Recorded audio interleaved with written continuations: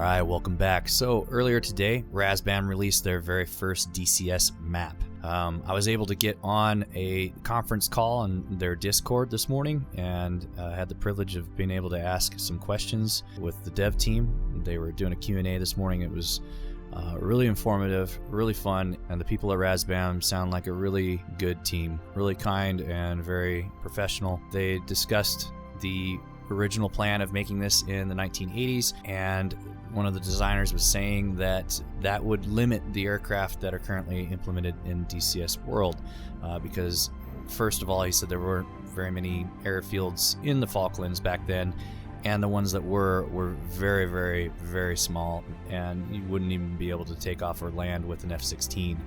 So they increased that time span to post 2020. So this map is based post 2020. As you know, if you've read their release notes, this is an early access map, so it is not finished. It looks like, at least to me, that the Falklands themselves look fairly finished. I asked them specifically what on the map is 100% finished and what still needs polishing, and their answer was there is nothing in this map that is 100% finished. So, which is a good CYA answer, because if you buy it and you find some things that they said were finished and you find problems, you know, they don't want to get nailed to the wall for that, so I understand that. But now that I've been able to take the time to fly over it, the Falklands look really good. I mean, there's some things here and there that I'm sure they're going to polish, but they said that they're definitely going to be moving over to the southern tip of South America and polishing over there. If you fly over the southern tip of South America at 30,000 feet, it looks incredible. It is beautiful. The map is outstanding. But the closer you get, you start to see the satellite imagery that's laid over the top of the 3D model of the map. And then if you get even closer, you actually see the blades of grass that are the default textures in DCS world, and trees and things like that. You get about 10,000, well, I'd say 1,000 feet. You're at around 1,000 feet. It starts to look kind of hazy, and they addressed this in the conference call this morning, saying that this is expected right now, but that they are planning to painstakingly clean this all up. You're going to find more and more done on this map as time goes on, but they're going to continue to update it, continue to add to it, continue to polish.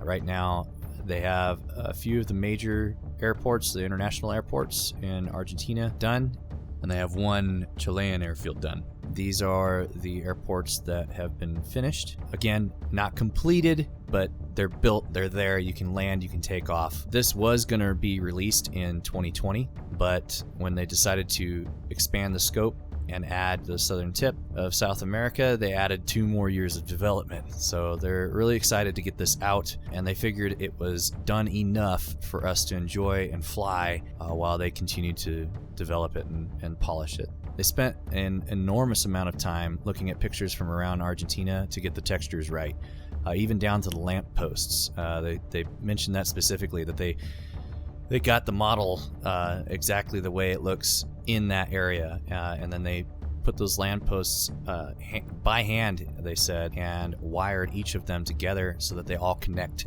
together electrically, so it looks natural from the ground. You're going to notice that there are a lot of assets that aren't there, that you know they have mentioned or they have advertised, and they're not there. This is expected, and again, I highly recommend you read the release notes. The early access release notes kind of go over all of this, and this is according to them beyond their control, so there's something going on between them and Eagle Dynamics, and some technicality caused them to not be able to release the asset packs right away. So there's a few things that aren't on the map or aren't available to be used in the mission editor yet, but they are going to be releasing them soon.